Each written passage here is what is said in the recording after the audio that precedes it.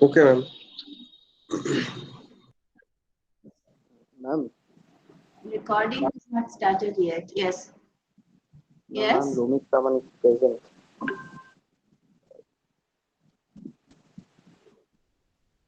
Romy. Yes, Wait. Ma'am, ma'am, Ankan Datta One by present. one, please. One by one.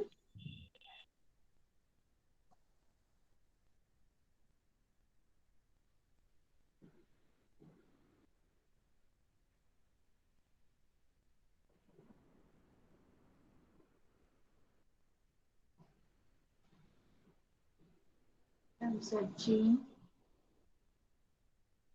Yes, Romik is here. And Kankan. Kankana. What's name? What's the name? Ankan Datta. No, you are new, na? No, I am not new. Ankan. Okay. Okay. Okay. Okay. Okay. Yeah.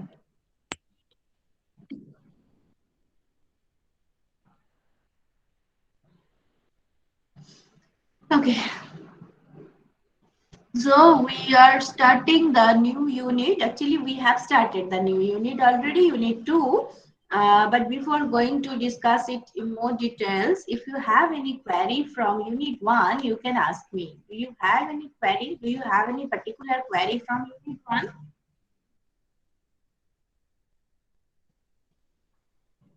I have shared, as I think most of you are not getting the access of college LMS. So I have uploaded all the classes in my YouTube channel, and I will definitely, as I said, by this week I will share the link in the LMS. Who are getting the access of LMS, they will get it. So if you are not getting, you can check it from LMS. That all check it from the YouTube. So all the classes are there. So those who are newcomer in the class, please listen those classes and try to understand. If you cannot understand any particular area or something, you can ask me. Okay. This is my suggestion for the newcomers regarding microeconomics unit 1. Okay. And so let me start unit 2.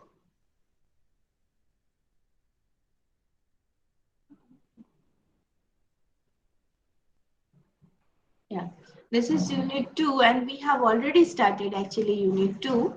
What is market?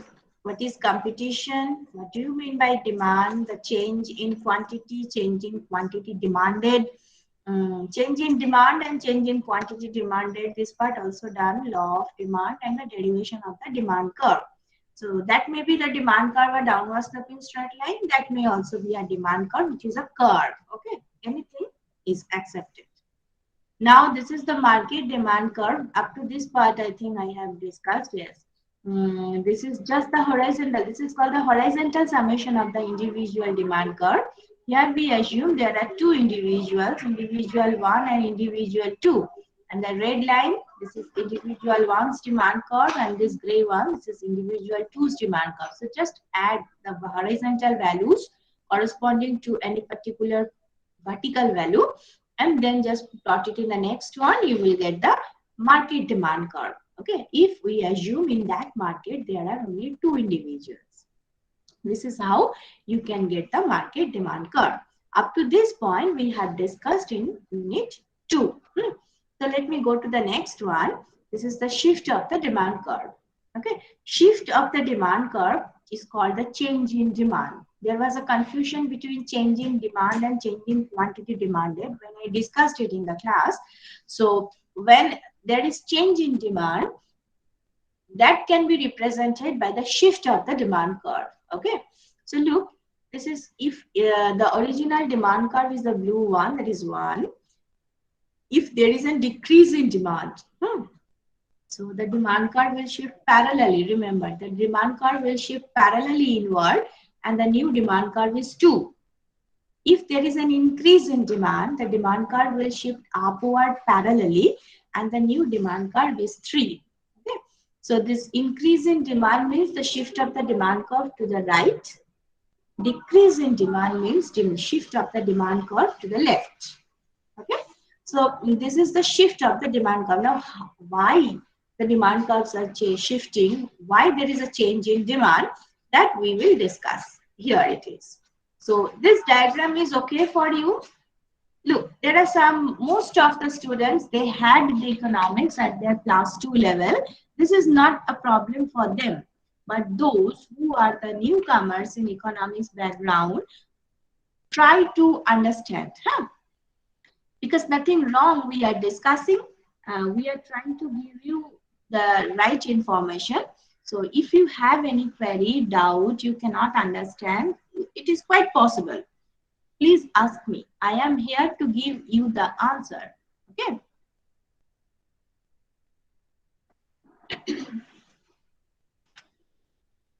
The shift of the demand curve means the demand curve has shifted its position either to the right or to the left. So if it is shifted to the right or it is shifted upward, then it is called increase in demand. And when the demand curve is shifted inward or to the left, then it is called decrease in demand. Right? Now the question is why? Why the demand curves are shifting? What is the reason behind the shifting? First of all, try to remember one thing. I said when there is a change in price like this, look, when there is a change in price like from P1 to P2, then also the demand is changing. Okay? When the price was P1, the demand is Q1. When the price is P2, then the demand is Q2. So demand here also changing. But here, the demand is changing, that is from Q1 to Q2 because of the change in price. Right? So as the demand is changing because of the change in price, so it is just the movement along the demand curve. Initially you are here, now you are here. So there is no need of shifting of the demand curve. You just shift yourself along the demand curve. Same demand curve is okay. This is called change in quantity demanded. Okay. So this is called change in quantity demanded when you are moving along the same demand curve and the demand is changing because of the change in price. This is called change in quantity demanded. Okay. And here you have shifted the demand curve. Why it is? So there are so many reasons behind that. For example, income. Income is a prominent reason behind the change in demand. For example, look, for a certain amount of price, look, I'm just drawing one line. For a certain amount of price, given the income, the demand for the commodity is here, right? Now price is fixed, everything is fixed. But your income has increased, right? And the commodity is a normal good, right? So in that case, what you will do? Will you increase the demand or will you reduce the demand? Tell me. It is a normal good. Yes, it is a normal good. Very good, very good. So it is a normal good. The price is constant, but your income has increased. So in that case, you will increase the demand. So as price is not changing, but your demand has changed. So how to show it? You have to shift the demand curve. Okay.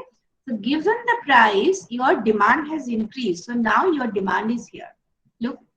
So how to show that? You have to shift the demand curve. Similarly, if income is reduced, then for a normal good, demand will fall.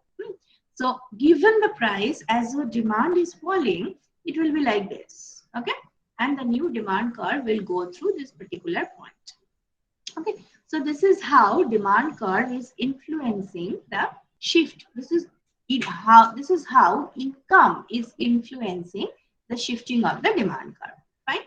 Another thing, the price of the related commodity. This is another important item behind the change in demand. Right? Price of related. Related means say commodity X and commodity Y are somehow related. Somehow means what? There should be a particular relation. Yes, there is a particular relation. They may be substitute. They may be complementary. Okay. What do you mean by substitute? There is a very common example of substitute. Can you give me that common example? Tea and coffee. Tea and coffee. Tea and coffee. Yes, very much used. Tea and coffee. Tea and coffee, they are a sort of substitute, right? If you are not very much addicted to any particular either tea or coffee, then you can consider them as a substitute. So in that case, if price of tea is rising, say this is the, I have to, just a minute.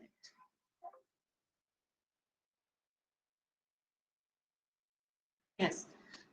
Say this is the market of tea. This is the market of tea. So this is the demand curve for tea. Fine. Now, if there is an increase in price of coffee, if there is an increase in price of coffee, then according to law of demand, the demand for coffee will fall, right? But people have to have something. Then what to have? They are substituting tea by coffee, right? Because now coffee is dearer. So they are substituting the dearer item by the cheaper item. So here the cheaper item is tea, right? So they have increased demand for tea. So again, the price is same, income is same, but the demand has increased. Yes, any question? No, I think someone mic is on. Anyway, so then what to do? The demand curve will shift from 1 to 3.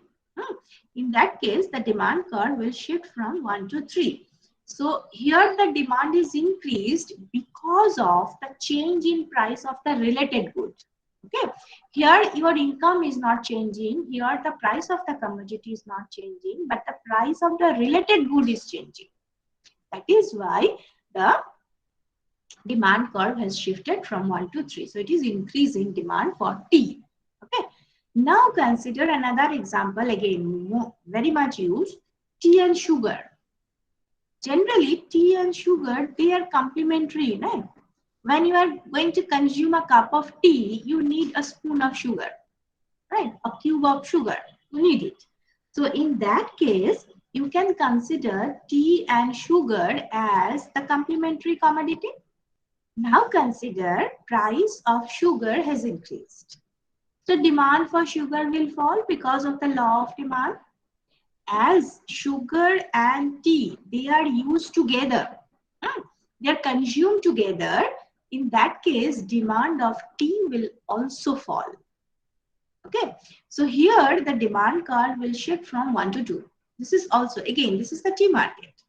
So the demand curve will shift from 1 to 2. That is, there is a decrease in demand for tea. Why? Because there is an increase in price of sugar. Okay, so this is how the demand curves are shifting. Now look, taste.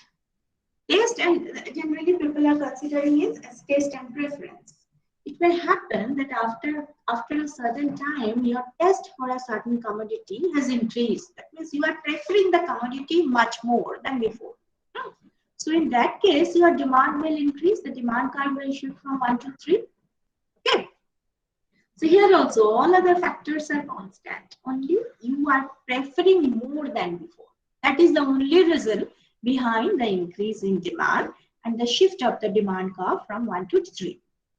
Okay. Now look, environment. Environment means, say, in the winter. In the winter, there is a high demand for the woolen garments. But in the summer, the demand is almost zero. Only those who have fever or those who are sick, they need woolen garment. Otherwise, absolutely no, right? So the environment or the weather, they are also causing the change in demand.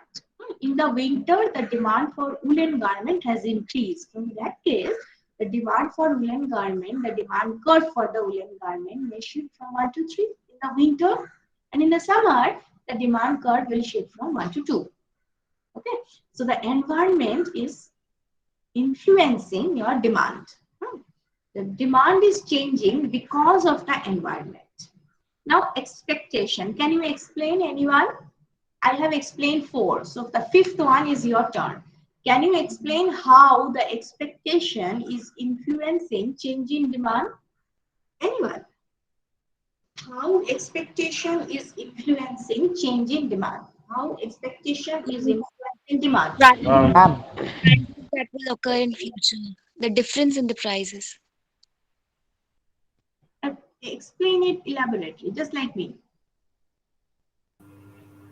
Ma'am, if someone expects that the price of a good would increase in the future, then they would try to collect as much as the good possible in the present, so the demand for the good in the present will increase. Yes, yes, yes, yes, yes, very much. And this is quite visible in the share market, right? In the share market, if people are thinking that tomorrow the price of share will rise, then today they have increased demand for it significantly. They are going to get it, okay, as much as possible, so that tomorrow when the price will rise, they can sell it and get the profit. So what happened today? The demand for the share of that particular share that has increased. Yeah? So for that particular share, the demand curve will shift from 1 to 3. Okay, this is only because of their expectation. They are expecting that tomorrow price will rise. Okay. Number of buyers. Again, if the number of buyers is rising for a particular commodity, the demand will rise. So the market demand for that commodity, that will rise, and the demand curve will shift to the right. Okay. So look, there are so many, infinite number of reasons are there behind the change in demand, but they are prominent. Okay.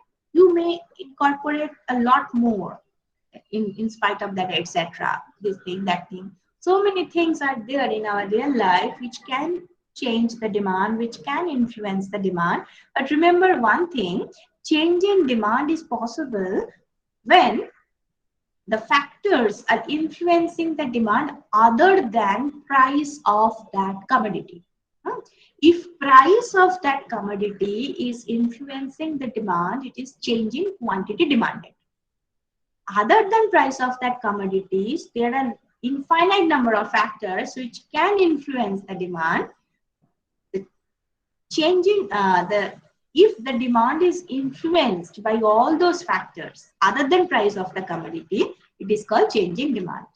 Okay, so this is the only thing you have to remember: changing demand and changing quantity demanded. If price is influencing the demand, it is called changing quantity demanded. But if other than price, any factor can change the demand, it is called changing demand. This is the one thing you have to remember. Now we are going to the next part. As apparently it is easy. Look, demand is not at all easy. It's a very difficult thing. Demand supply chapter is very difficult. It's very elaborate. And we have to understand each and every word of this unit, because economics is dependent on the demand supply. Once you can, it is said by some economists that if you can understand demand supply chapter, you can understand any chapter of economics, because this is the this is the skeleton. All the beautifications, modification, everything is there on that skeleton, that is demand supply. So you have to understand this chapter very carefully. But apparently it's very easy to understand. Now we are going to another side of the market, that is the supply. Okay. Now what is supply? First of all, just a minute. Now supply means, given all other things, it is the willingness to sell by the seller for a certain price. It is the willingness. Remember, the supply curve doesn't show the actual supply. It is just the willingness that if the price is this, then suppliers are interested to sell this much. If the price is rising, then the suppliers are interested to sell that much. It's like this. Along the curve, the willingness is changing according to the changing price of the commodity. Okay. And how it is changing? If the price is rising, then quantity supplied is also rising. Definitely quite logical. No economics, nothing is needed to understand the second bullet. Only simple logic, only simple reasoning can give you the second bullet, right? If price is rising, people are interested to supply more. So supply will also rise. So what is the conclusion? That there is a positive or direct relation between the price and quantity sold. So if price is rising, quantity sold will also rise. So this is called law of supply. Okay. just like law of demand, given all other things, if price of a commodity rises, then quantity sold will also rise. So there is a direct relation between the price of the commodity and the quantity sold, which is called law of supply. Just opposite of law of demand, right? So as there is a positive relation, if you plot this relation in this space, in the horizontal axis, you are measuring quantity supply, and on the vertical axis, you are measuring price of that commodity. Then the supply curve is positively sloped. Again, you can say me, why ma'am, it's a straight line, why not a curve? No issue, you can draw the curve, but it should be positively sloped. That much is needed. Straight line is a special type of supply curve. Just to simplify my task, I have done this, but you can draw the curve as well. But remember one thing, the curve should be positively sloped. Okay. Now again, the market supply curve, very similar to the market demand curve. It is just the horizontal summation of individual supply curve. So in the market, if we consider there are two sellers, seller 1 and seller 2, and this one is the supply curve of seller 1 and this is the supply curve of seller 2. So given the price, seller 1 is interested to sell Q1, and at the price P1, seller 2 is interested to sell Q2. So what will be the total market supply? Q1 plus Q2 at the price P1. So if you plot it in the second one, then you will get the market supply curve, which is nothing but the horizontal summation of individual supply curve. Okay, so this is how you can get the market supply curve. Okay, up to this point, your doubt? If you have any query up to this slide, please ask.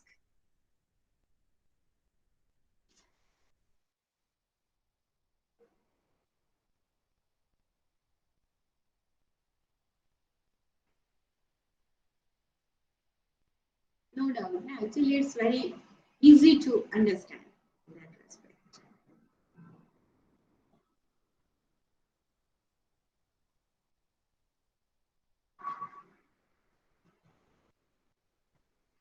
Now the shift of the supply curve, just like shift of the demand curve, it is called change in supply. If the supply is changing because of the change in price, it is called change in quantity supplied. And when the supply curve is shifted, either leftward or rightward, wherever, if the supply curve is shifted, it is called change in supply. Very similar to the demand concept. Okay, change in quantity supply and change in supply. Okay, so change in supply means it is the shift of the supply curve. Now you can understand. If just remember one thing, if there is an increase in supply, then the supply curve will shift to the left, to the right, and if there is a fall in supply or decrease in supply, the supply curve will shift to the left, just like demand. In case of demand also. So if there is an increase in demand, the demand curve is shifted to the right. And here also, if there is an increase in supply, then supply curve will shift to the right. So just remember this direction. And it is easy to understand also if you try to remember it logically. Given the price, if you are increasing the supply, then look what happened.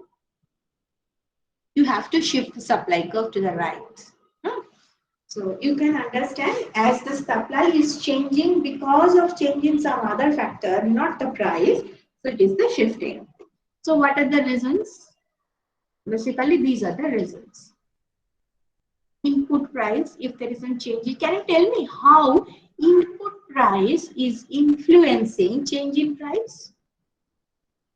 If price of input price is more, then the cost of production will increase, which will reduce the profit margin and it will demotivate the suppliers to supply more.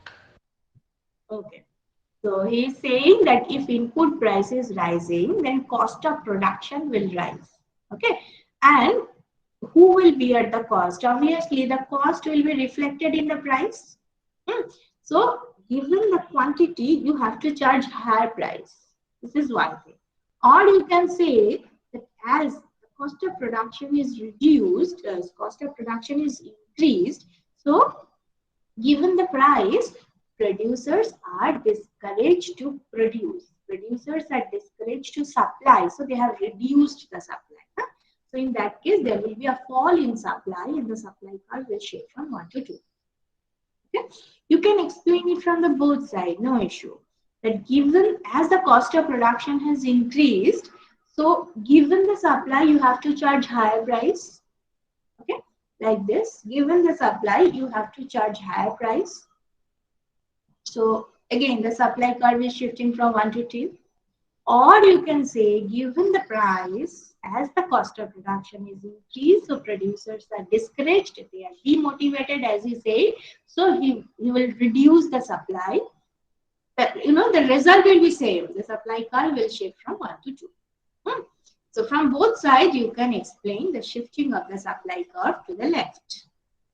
Expectation. How expectation is influencing change in supply?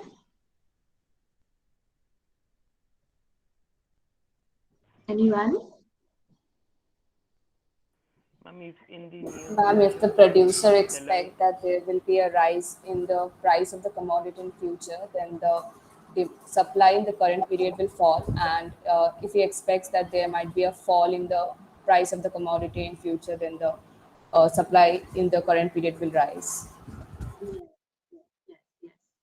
So if the producers are thinking that tomorrow the price of my commodity will rise, so today he will reduce the supply. Okay, that will be inventory stock. He is keeping it, the stock, so that tomorrow when price will be high, he can sell more and can get more profit.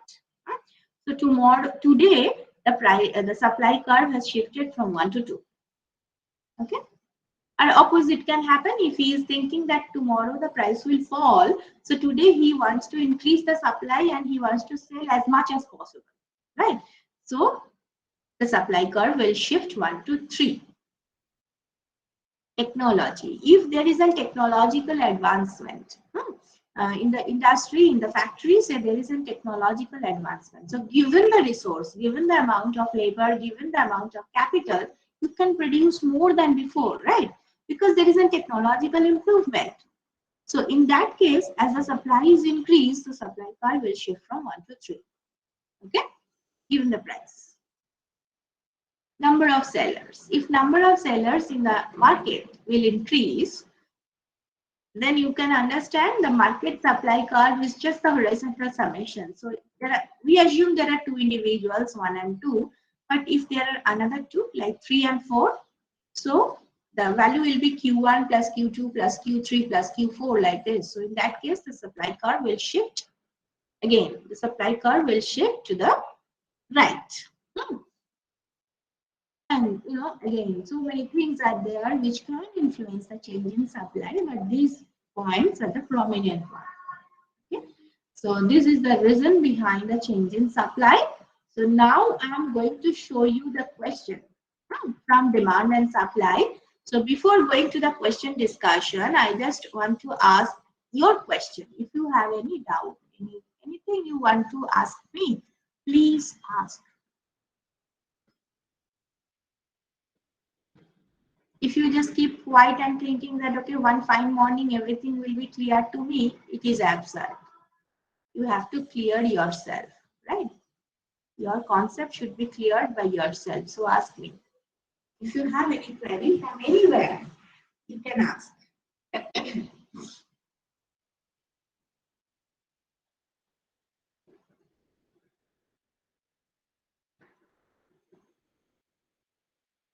ma'am, Yes. in the market supply curve, why the market supply curve is more flatter than the individual one? This one, huh? Yes, ma'am. Yes. For a particular price, individual one supply curve is showing Q1 quantity sold, right? Individual 2 is trying to sell Q2. So in the market, there are 2 individuals, there are 2 sellers. So the market is supplying how much? At the price P1, Q1 plus Q2. So if you just make Q1 and Q2 is far away. So like you can understand P1 plus P2, and you can do the same thing. Actually, this is just a single point that may create you the confusion.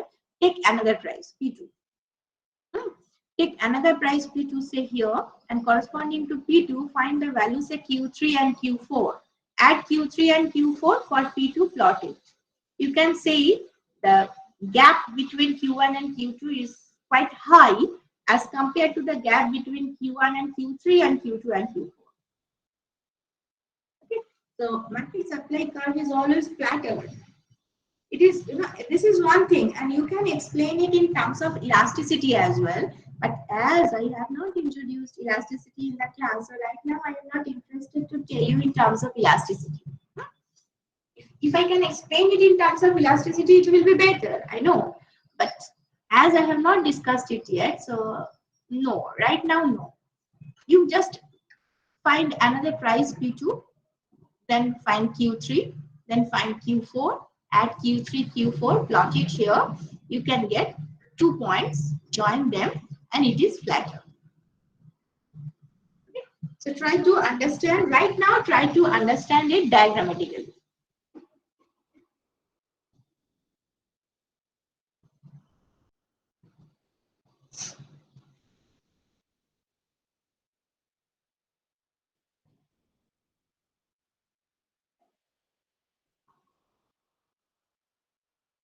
Sure. Any other question?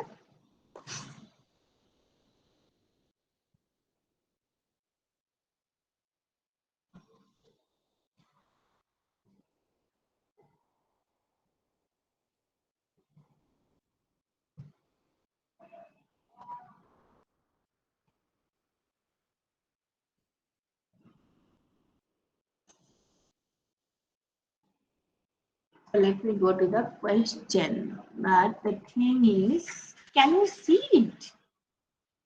A little bit hazy, no? Can you see it Yes, properly? No, ma'am. not it's very black. properly, ma'am. Not properly. Yes.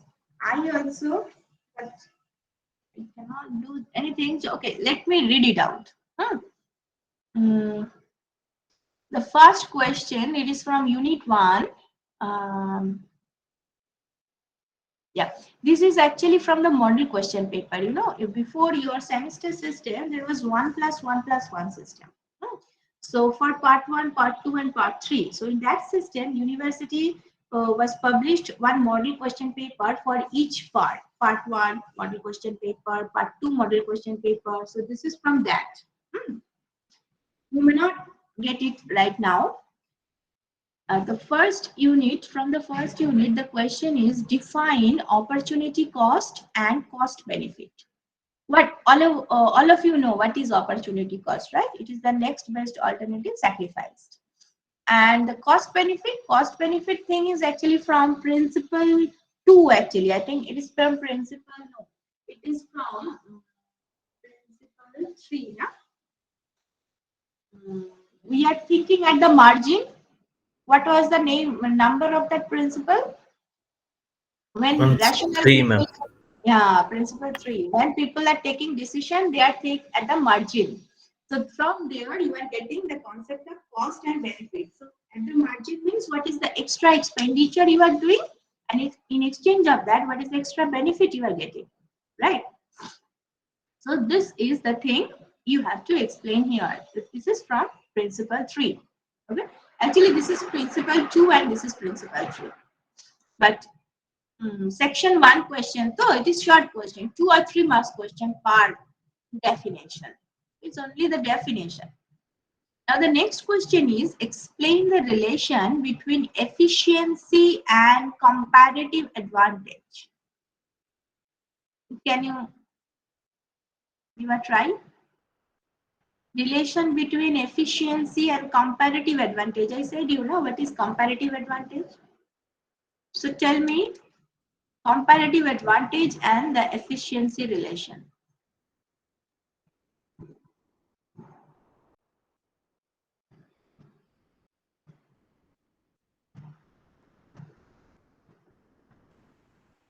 Ma'am, can this be an answer that the more there is competition, the more efficiency increases? No. Efficiency means you are more productive, right? You are more efficient. That means for the production you can produce more. That is why you are efficient. But it doesn't mean you have comparative advantage over that commodity. So this is actually the disadvancement of the absolute advantage. This is the demerit of the absolute advantage they are asking. If a single factor of production is efficient, that means he is more productive, so he can produce more within a certain time as compared to another factor. Okay, that doesn't mean that commodity the person has comparative advantage over the production of that commodity. Why? Because comparative advantage theory is saying that productivity is not important. Important is the opportunity cost. Where opportunity cost is least, you should produce it.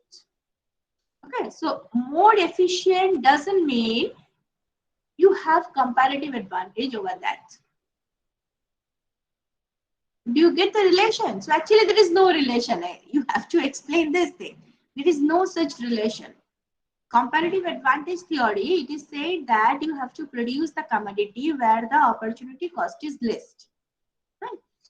And we see from the example of rancher and farmer, the rancher was more efficient, right?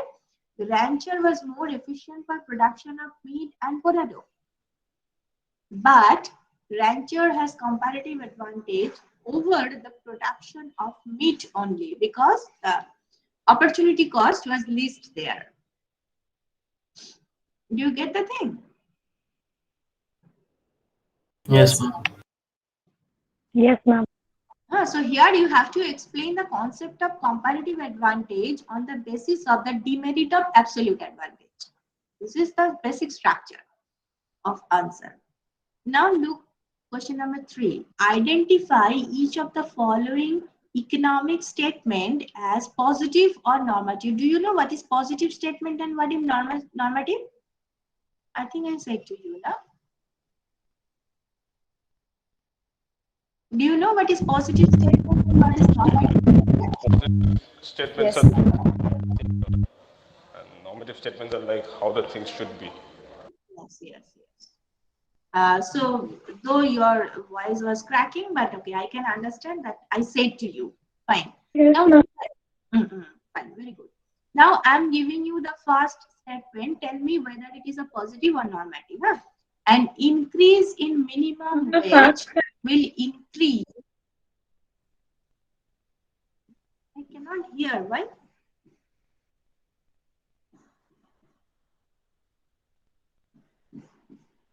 First, tell me, is it explained in the class or not? Very good. Now I'm giving you the first statement. If you cannot read from my slide, I'm telling you. An increase in minimum wage will increase the rate of unemployment. Positive or normative? An increase in minimum wage will increase rate of Positive statement.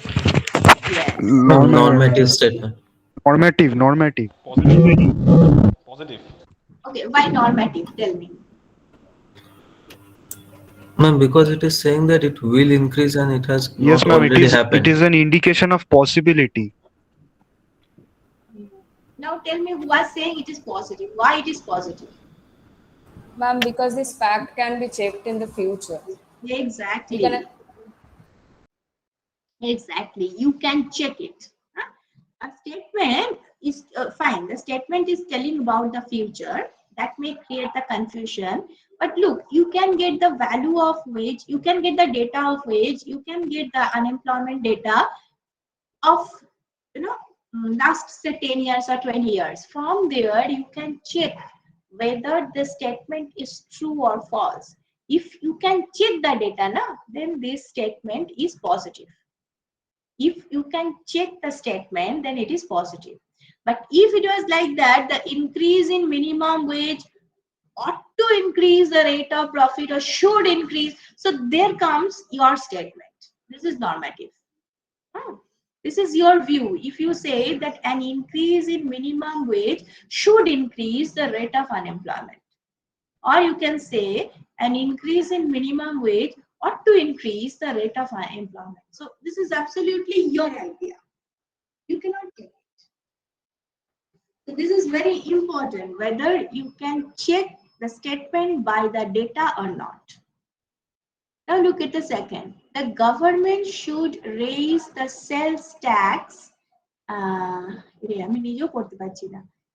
government should raise the sales tax on tobacco to reduce the cigarette smoking. Yes. The government should raise sales tax on tobacco. Normative. Normative.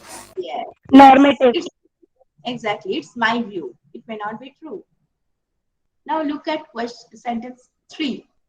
Equality should get more priority than cost benefit.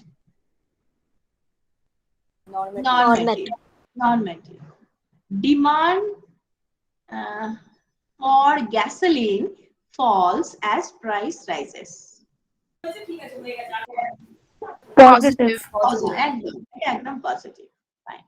Now question number 4. Explain why efficiency is not sufficient to address equity issues.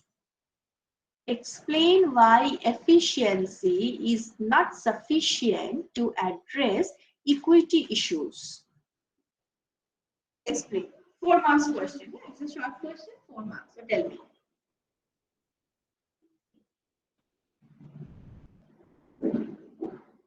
Why efficiency is not sufficient to address equity issues?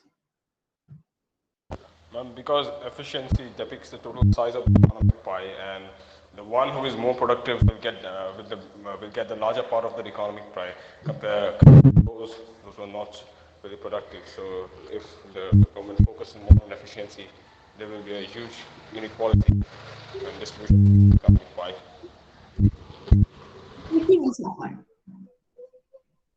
Yes. If there is more stress on efficiency, that means who is more efficient, they will get all the benefit. That means the section of the society who are more productive will earn more, will get the most benefit. Their living standard is very high, etc., etc. So there will be a prominent discrimination between the efficient and the inefficient people in the economy, and equity will gone. Okay, so efficiency is not at all sufficient to address the equity. Equitable distribution is something different. Equitable distribution means everyone should get more or less, a minimum benefit everyone should get. So whether he is efficient or inefficient, a minimum support he should have. So equity is not there if you give more stress on efficiency. Now question number 5. Incentives are crucial in analyzing how markets work. Explain with an example. Incentives are crucial in analyzing how markets work. You can use an example. Can you repeat the question? Yes. Incentives are crucial in analyzing how markets work. Explain with an example. Incentives are crucial in analyzing how markets work.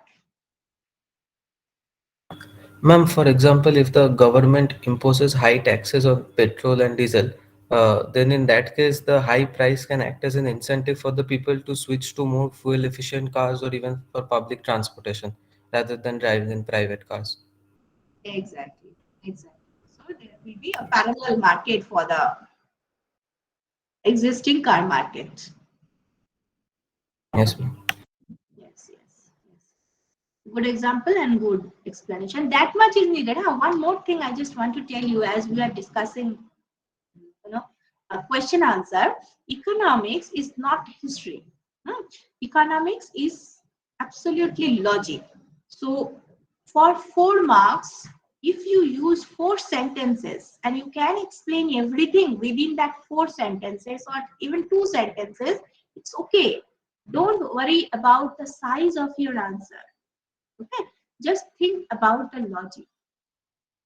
You know, one thing is also there in the market. You can give wrong answer. Your conclusion may be quite opposite as it is expected in the question.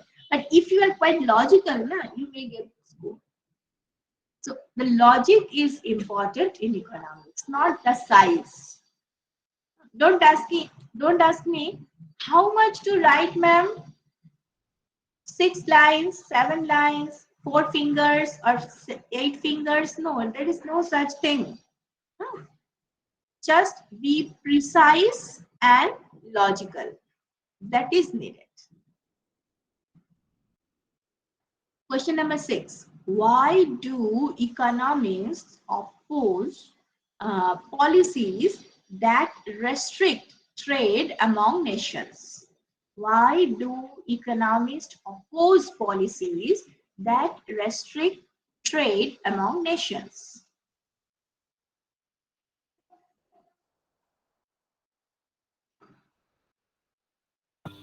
Ma'am, trade among different nations can ultimately leave both of the nations beneficial through the process of comparative advantage.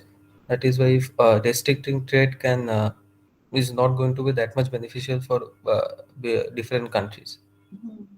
So it is absolutely that principle. Trade can make everyone better off. This is the question on that. So if you exchange, you will get more option to consume. You make yourself better off. So it's better to go for the trade. And here also, again, remember, as it is a short question, don't try to give answer in terms of that farmer rancher example. Okay, it's a story. It's just for your understanding. Don't try to copy. Don't try to remember what was the data there. So I have to write it in the table in my final copy, and then you are just struggling to give the answer. No, don't do that. Just explain it logically. Whatever you understood from that example, explain it with your own word. That much is needed. Acha. Next one. Why is price mechanism said to be an institution of exchange?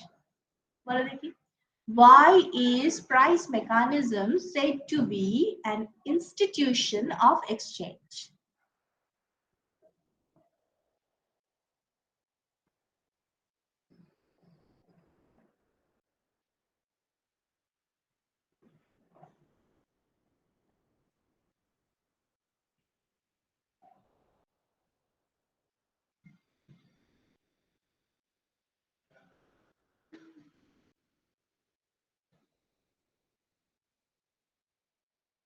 What's the answer? I'm asking from you.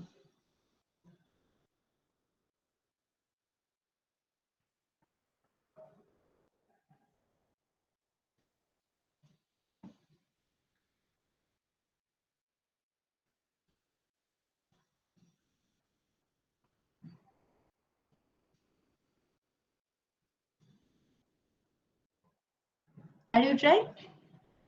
Why is price mechanism said to be an institution of exchange? Very easy. Price mechanism, look, apparently it's very difficult, but actually it's very easy.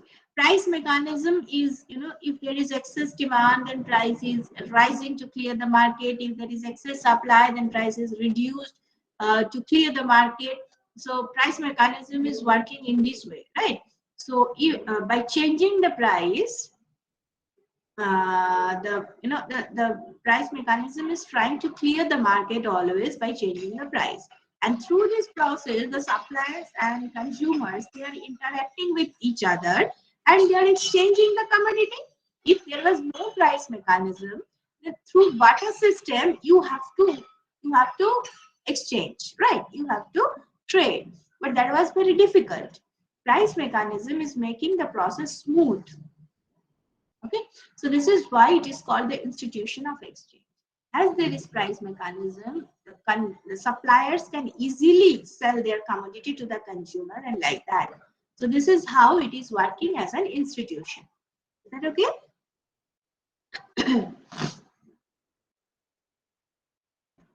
Ma'am, can you repeat? Yes, I said if there is any imbalance in the market, like excess demand or excess supply, then price mechanism is changing the price, right? And it is coming to the equilibrium finally. Now, what the price mechanism is doing, price mechanism is changing the price through which the suppliers are interacting with the consumers and they can sell their commodity. They can exchange their commodity with the other side of the market, right? If there was no price mechanism, then through the barter system, that means, barter system, all of you know, no? When there was no concept of money, people are exchanging the commodities. That is called the barter system. If price mechanism is not there, then you have to exchange the commodity through the barter system. It is not so easy. But price mechanism is making it smooth. Price mechanism is making it easier for the people to interact, to exchange. So that is why you can call it as an institution. Yeah.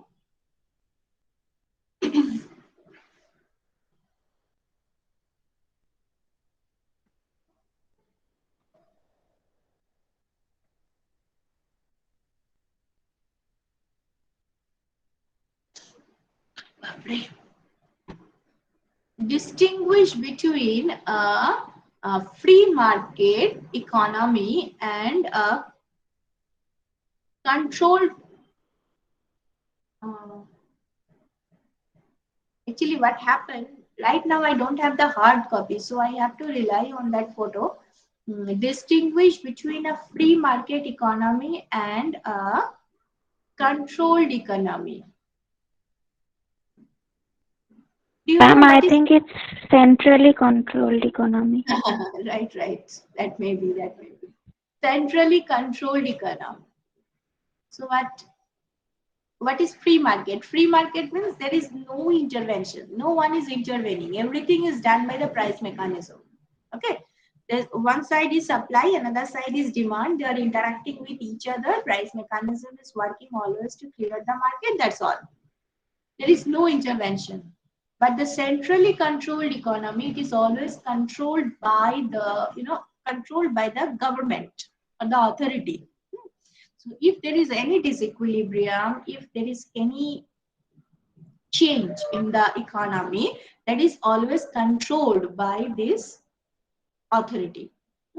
So free mechanism cannot work there. Everything is predetermined. They are determining what will be the price, how much to be sold, like this. So this is the difference between the free market and the controlled market. But one thing you remember, in case of free market, there was no welfare loss. But in case of controlled market, as there is intervention, there is always a loss. Welfare loss is there. This is another difference. That is why economists are always preferring free market. You have to keep everything open. Okay. They will interact, they will decide, they will do the thing by their own, and the result will be the best. If you want to control it, the result will be suboptimal, and there is always some welfare loss.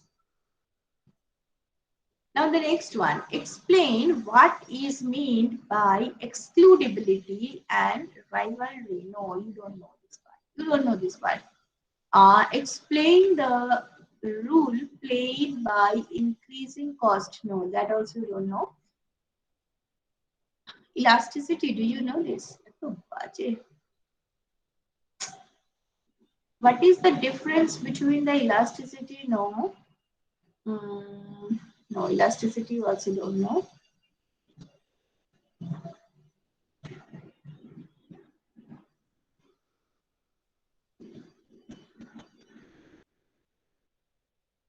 No. I cannot discuss elasticity right now with you. I have to explain it first. Then we will come back here. I think in LMS, I have shared this file.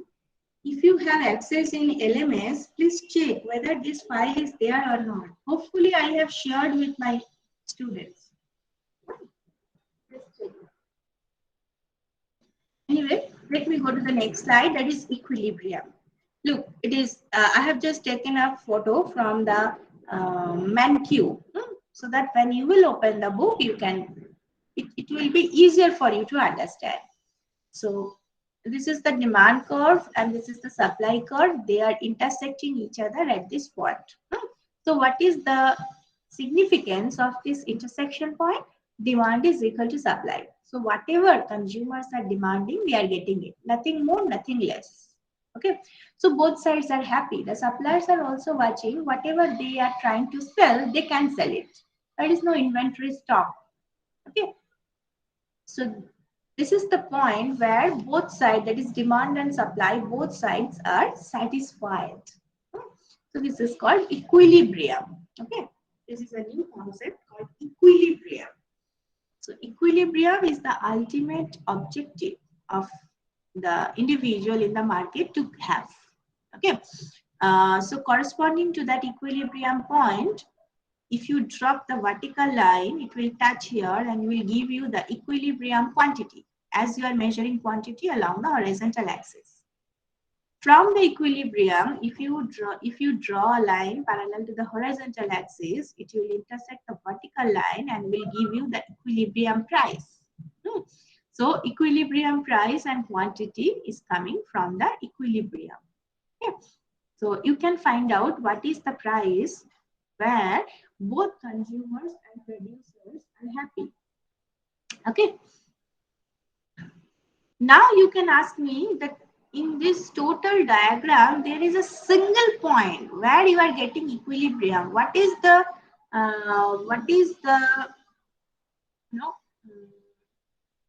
who guarantees that it is always there? No, there is no guarantee. There is no guarantee. You may be here, you may be here, you may be anywhere in this point, in this area. There is no guarantee that you will always be there. Okay, so your starting point may be here, maybe here, maybe here, maybe here, anywhere.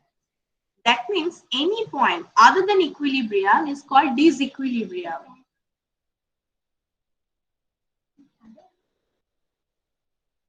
So any point other than equilibrium in this surface is called disequilibrium. Okay.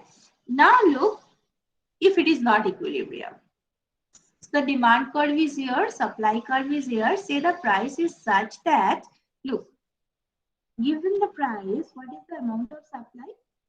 Look at the movement of my pointer, you can understand. From the price up to the supply curve. This is the total amount of supply at this price. Okay. And what is the amount of demand from this point up to the demand curve? Okay. So this is the amount of demand and this is the amount of supply. Tell me which one is more, demand or supply? Supply. Supply. Yes, supply is more. So as supply is more than demand, there is surplus in the market. Okay. Or in economics, it is called excess supply or surplus. Same thing. So if there is surplus, then price mechanism is coming now. He is reducing the price, and as the price is reduced, let me use the pen. So this is the excess supply situation. Price started reduced. So when price is reduced, now look, try to apply law of demand and law of supply. If price is reduced, then demand should rise, right?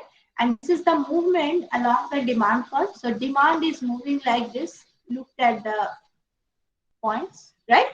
So demand is moving along the demand curve and it is increasing. Price is falling, so demand is increasing. This is change in quantity demanded. At the same time, price is reduced, so supply is falling along the supply curve. So supply is coming like this. Okay. Look, the movement of the demand and supply. Ultimately, they will reach at this point. Ultimately, they will reach this point where demand is equal to supply. So there is no incentive to change from that point, either by the producer or by the supplier or by the consumer. Okay. So both sides, they are not interested to move from this point, as whatever they are demanding, they are getting. Whatever they are selling, they can sell it. So this is the equilibrium. So price mechanism is doing what? From disequilibrium, you can come to the equilibrium by the help of the price mechanism. Any question from this diagram?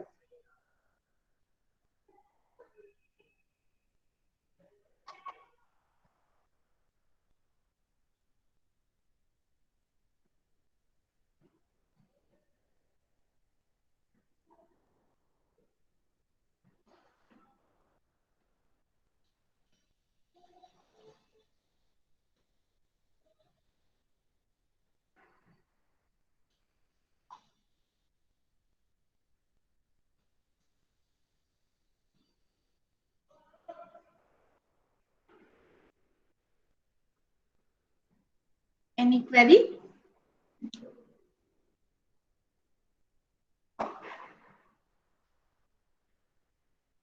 No, ma'am.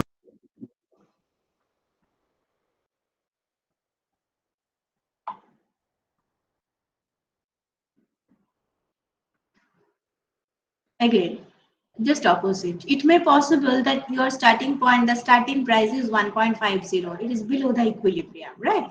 So from the price, this is the amount of demand, and this is the amount of supply, right? So there is excess demand. It is called shortage. And if there is excess demand, price mechanism is coming to clear the market. It will increase the price. Okay.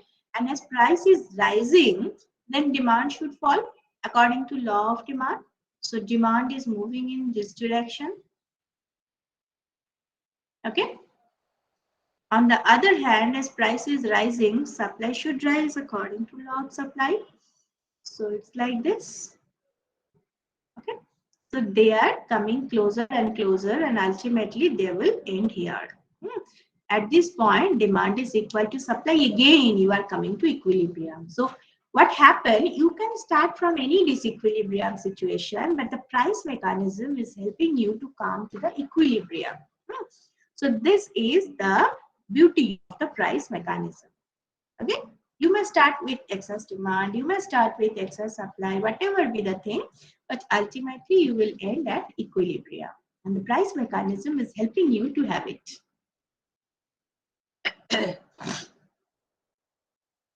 Any query?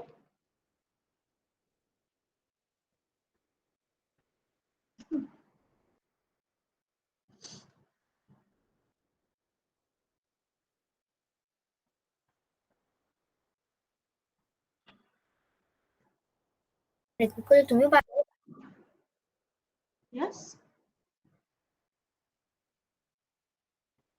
Ask again.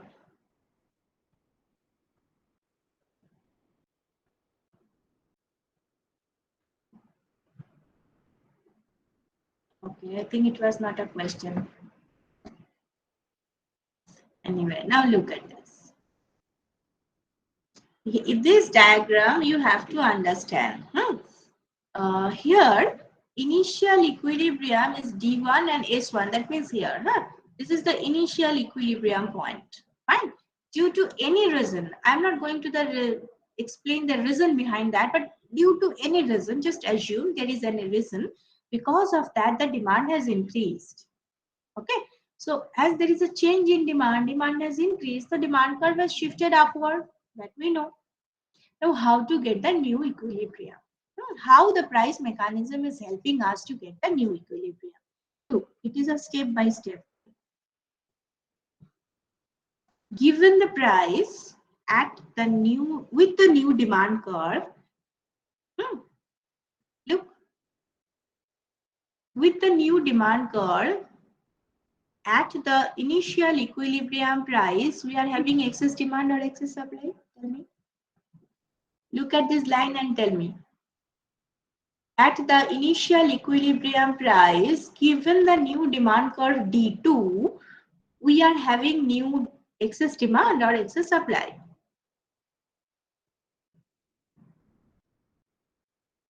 Excess demand. Excess demand. Excess demand, yes, excess demand. Excess demand is there. So at the equilibrium price, with the new demand curve, we are having excess demand, right? As there is excess demand, again, the price mechanism is active now. It is increasing the price. And if price is rising, then the law of demand and supply, they are also working. So demand is moving like this along the new demand curve. The supply is moving along the one and only supply curve. And ultimately, they will reach at this intersection point at the higher price, and this is the equilibrium. Okay, so this is how you are getting new equilibrium because of change in demand. So this is step by step, remember. This is, you have to understand it for each step. When the demand has changed, initially price is not changing. Given the price, there is excess demand. then price mechanism is coming to increase the price. Here the demand and supply are changing along the curves, and ultimately they are equal to each other at the new equilibrium point. This is how you are getting the new equilibrium. And look at the new equilibrium, the equilibrium price is higher than before and the equilibrium quantity is also higher than before. Okay. So any problem from this diagram?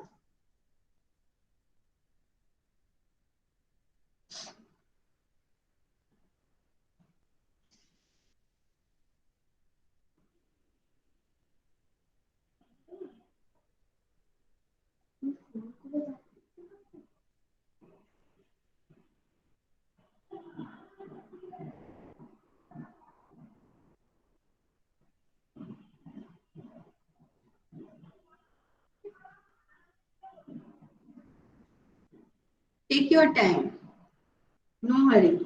Take your time. Look at this diagram. If you cannot understand, please ask.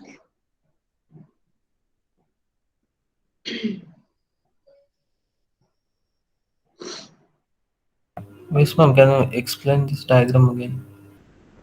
Yeah. Okay. Look, this is the initial equilibrium point. Okay. This is the initial, that is D1 and the supply curve. They are intersecting each other. So this is our starting point. Now, due to any reason, there is an increase in demand. So as we say today that if there is an increase in demand, then demand curve will shift to the right. So the demand curve D1 is shifted to D2 now. So there is a new demand curve D2. Okay. Then how the market will change, how the price, quantity, everything will change. This is our concern. Okay. If there is an increase in demand, then how the price and quantity sold, that will change. It is a step-by-step thing. Initially, when the demand curve has shifted to the right, we have to see what is the current market situation given the initial equilibrium price. So at the initial equilibrium price with a new demand, there is an excess demand. Up to this point, is it okay? Yes, ma'am. Now, if there is excess demand, we know that now the price mechanism is coming to clear the market. And excess demand means price is rising. Now, if price is rising, then supply is rising along the supply curve.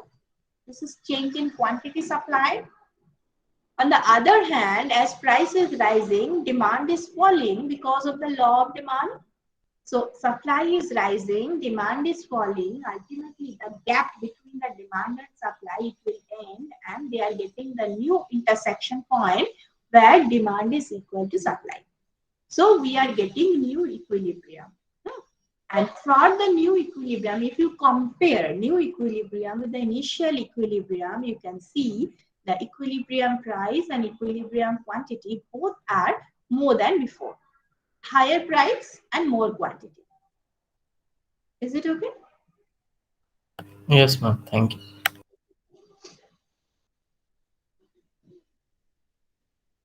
Now look, change in supply.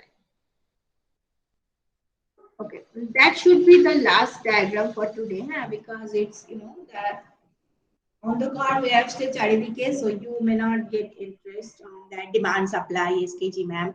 So it's better to stop, but this is the last thing. Please cooperate with me for next 5 or 6 minutes. I will stop. Okay. Now look, here also that is the starting point, and the starting point is the equilibrium point here. Okay, this is the new starting point. This is the new initial point. Okay, equilibrium. Due to any reason, supply has reduced. Okay, so if supply is reduced, then the supply curve will shift to the left. That we know. The new supply curve is this one. So how to get the new equilibrium? How to achieve the market clearing situation again? To do that, we have to check that with the new supply curve at the initial equilibrium price, what is the situation? So look at the initial equilibrium price with the new supply curve. This is the excess demand, right? This is the excess demand. Can you understand this part? The supply curve was shifted to the left.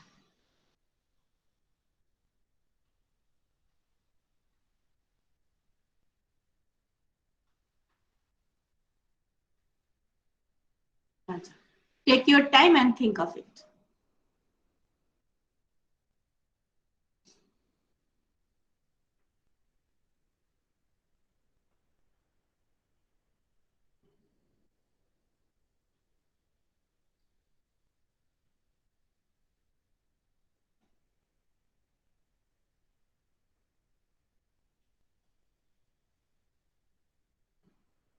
Yes, ma'am. It is clear.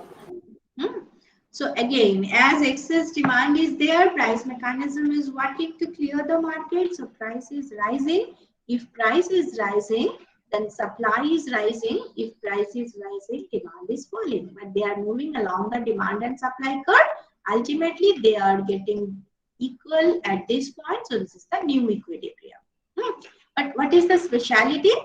Price is higher, but the equilibrium quantity is lower than before. Okay. So this is how, if there is any change in demand and supply, then price mechanism is working to clear the market and to achieve the new equilibrium.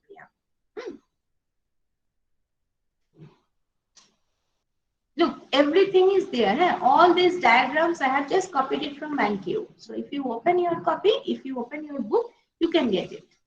The same diagram is there.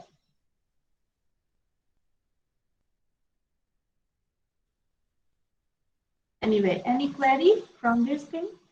In both the situation, there is excess demand.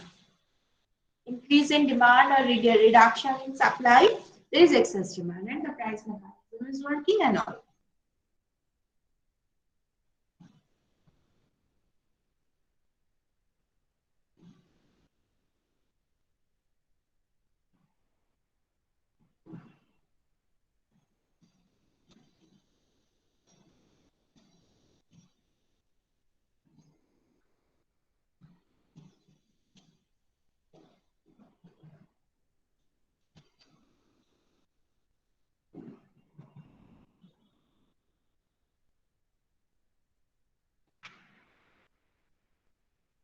Any problem?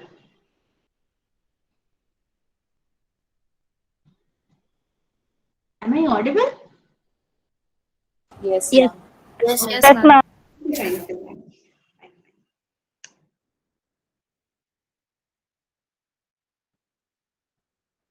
Is the diagram okay? Yes, ma'am. Yes, Yes, ma'am. ma'am. And then I should stop here. Right? It's enough. So I should stop here. In the next class, I will discuss how market will change, how price mechanism will work if both demand and supply are changing. Right? So actually, we are going from theory to the reality. Okay, reality is very complicated. So many things are happening simultaneously. So if demand is changing, supply is changing at the same time, then how you can clear the market, how price mechanism can give you new equilibrium. So that we will discuss in the next class. Up to this point, only demand or only supply. But in the next class, both demand and supply change. Ma'am, Yes? ma'am, you said that you upload the classes in your YouTube channel. So since I'm a new student, I haven't attended the previous classes. So can you please tell me the name of your YouTube channel? The same. My name is Shrutikala Ghosh. I think so, na? Jara dekcho, tara bolo na. Yes, ma'am. It's only my name. SMRITIKANAGHSH. Okay, ma'am. Thank you, ma'am.